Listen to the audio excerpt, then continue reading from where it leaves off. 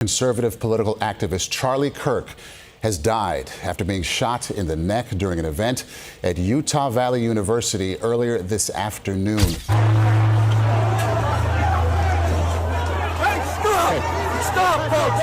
It was supposed to be a normal night on the American Comeback Tour.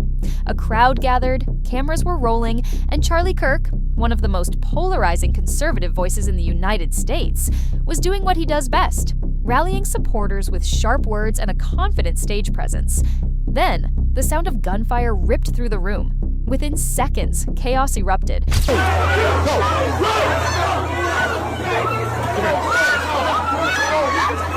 Reports say Kirk was struck in the neck.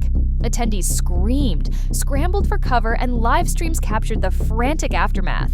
And within minutes, the story went national. Former President Donald Trump declared Kirk was dead. Major outlets cautiously reported he had been shot and hospitalized. Counting or not counting gang violence? Oh my God. Wait, Cody, go, run! Shoot. I don't know who's been shot. Social media filled with speculation, conspiracies, and outrage. But here's the real question. What actually happened in Utah that night? And how did the news surrounding Charlie Kirk's condition spiral into one of the most confusing political moments of the year? Let's break it down step by step. To understand why this shooting hit so hard, the director of the FBI, Kash Patel, said that his agents had made an arrest. So everyone assumed that the gunman was in custody. But then not long ago, he issued another tweet saying that after interrogating that individual, his agents had let the person go. So the manhunt continues. You first need to know who Charlie Kirk is and why his presence matters. Kirk is the founder of Turning Point USA, a conservative youth organization that has built massive influence on college campuses across America. He started it back in 2012 when he was only 18 years old. What began as a small nonprofit quickly grew into a national force with events, summits, and partnerships with high-profile Republican leaders.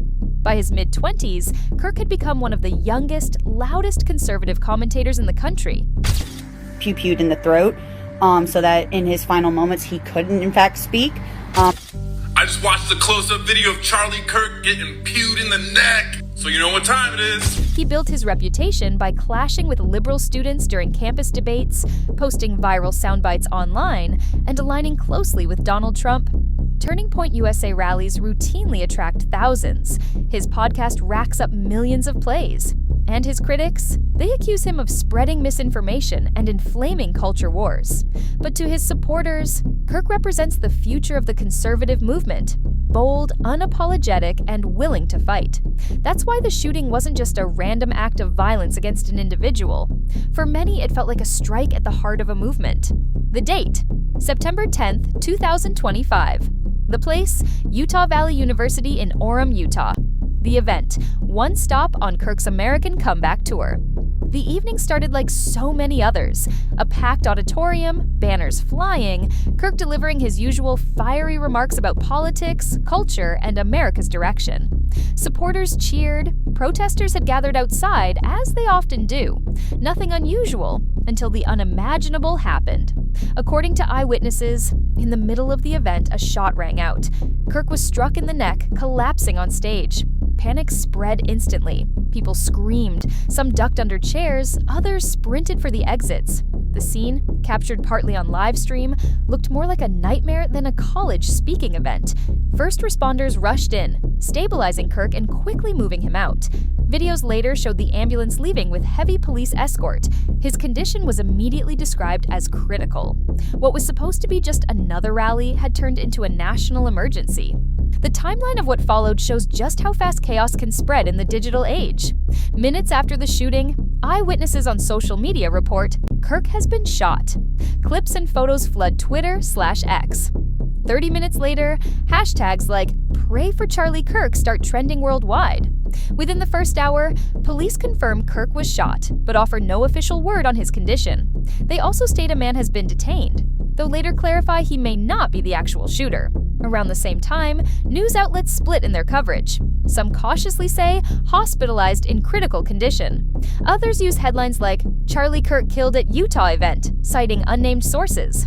That night, former President Donald Trump posts on Truth Social that Kirk is dead, praising him as legendary and mourning his loss. The combination of unclear police statements, conflicting news coverage, and Trump's declaration created a storm of confusion. Was Charlie Kirk dead, alive, or somewhere in between? Nobody seemed to know for sure. Trump's Truth Social post hit like a thunderbolt. He wrote, "The great and even legendary Charlie Kirk is dead. No one understood or had the heart of the youth in the United States of America better than Charlie." The language was final, absolute, and emotional. Coming from a former president, someone close to Kirk and influential in conservative circles, it carried enormous weight. For millions, Trump's words were treated as fact. Supporters began posting tributes. Conservative networks ran with headlines like "Charlie Kirk remembered," social feeds filled with eulogies and photo montages.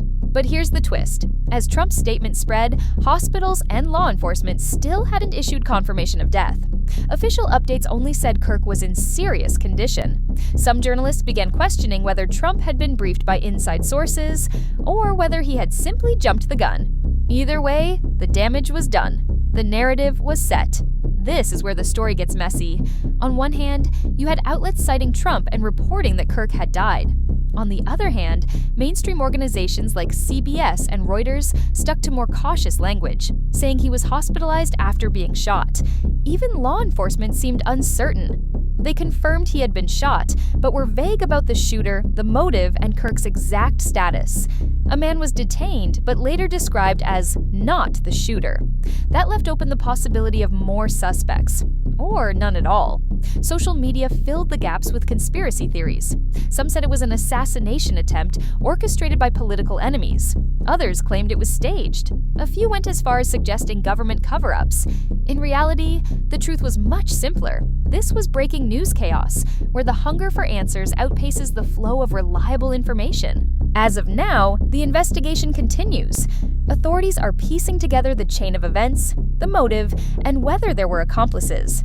The biggest unanswered question: Charlie Kirk's condition. Until an official family or hospital statement comes out, speculation will continue to dominate the headlines.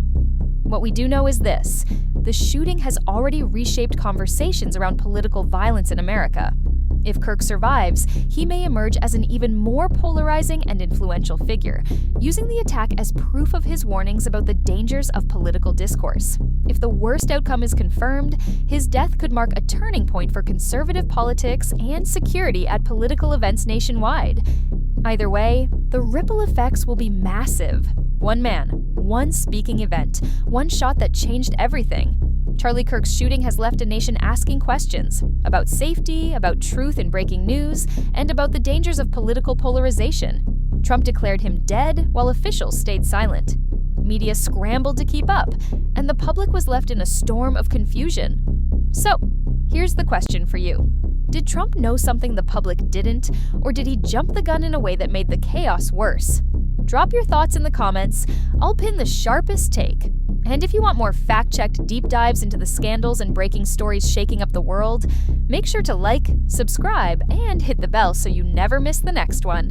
This story is still developing, and the next update could change everything.